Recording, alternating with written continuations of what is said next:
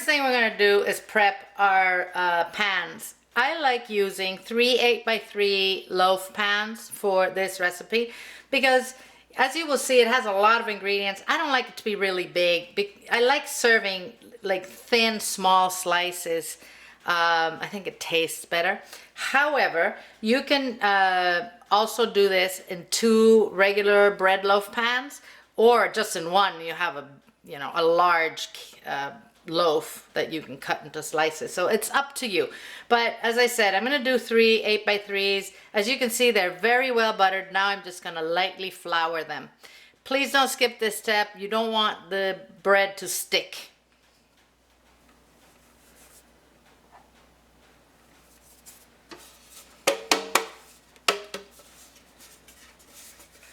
I measured out 3 1/4 cups of all-purpose flour into this bowl, and I separated half into another one. I'll show you in a minute. But in here, I have the rest of that flour. I have 1 teaspoon of baking soda, baking powder, 1 1/2 teaspoons of baking soda, 1/2 teaspoon of salt, 1 teaspoon of ground cloves, 2 teaspoons of ground cinnamon, 1 teaspoon of allspice, and 1/2 teaspoon of nutmeg. I am going to simply mix this well. And I will give you all these grams at the bottom of the video in the description box, okay, as always.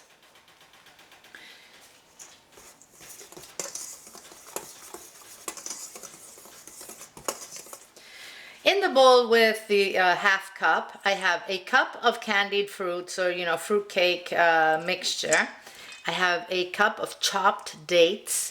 I have 1/2 cup of candied ginger, which I chopped, it's right there, and 1 1/2 cups of walnuts. I'm just going to mix this. I want everything to get coated with the flour.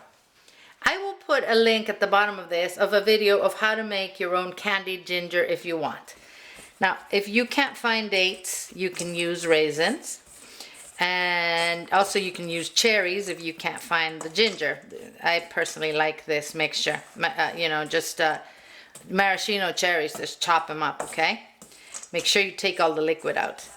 In this bowl, I have 1 cup of unsalted softened butter with 1 1/2 cups of sugar. I'm going to add 2 eggs and 1 teaspoon of vanilla to this. So I'm going to beat this in, and then I'm going to add the flour with the spices.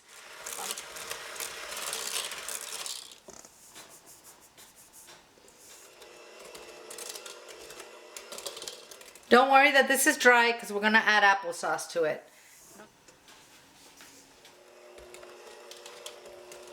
Okay, now I'm going to mix in 2 cups of applesauce. It's unsweetened.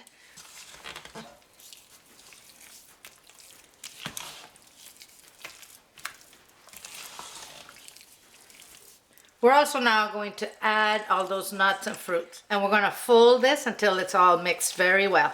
I'm going to divide this equally into those 3 molds. I'm going to decorate this with some half walnuts and a little cinnamon. Alright, these are going to go in an oven at 325 degrees Fahrenheit. It's been preheating. That's 162 centigrade for about 1.5 hours. I'm going to check them in an hour, see how they're doing, and take it from there. Once my cake pan comes out clean, they're ready. All right, these are ready. They took 1 hour. If you're making it 1 big loaf, that's 1.5 hours. I didn't think about the fact that I'm splitting this in 3. So 1 hour. I checked it in 1 hour. The pin came out clean. This is perfect. I'm going to let these cool down inside the mold. On top of this cooling rack for about 10 minutes, then we'll flip them over and unmold them and let them cool down completely. Once you take them out of the pan, make sure you flip them over to let them cool down completely, okay? I put my cool down fruit cake upside down in plastic wrap, and I'm going to poke a bunch of holes in it. This is completely optional, guys. If you don't want to do this, go ahead and just wrap your fruit cakes really well in plastic and put them in the fridge and let them just keep their moisture there. The older this gets, the better it gets. So now I'm just going to douse this in rum. Again, optional. This will make it really nice. Not for the kitties. I'm going to wrap this tightly. I'm going to do the same with the other two, and then we're going to eat these at Christmas. But I will cut one now so that we can see it from the inside.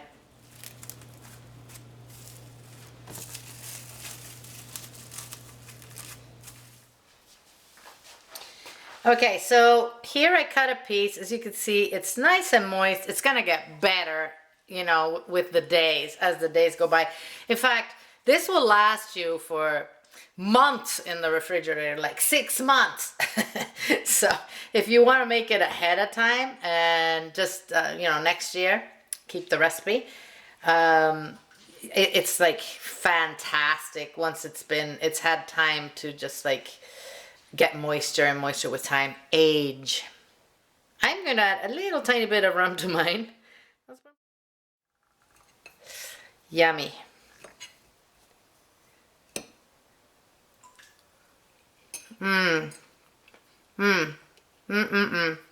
That's really good. Here's a piece with no rum, also excellent. As I told you, that's completely optional. Very, very nice.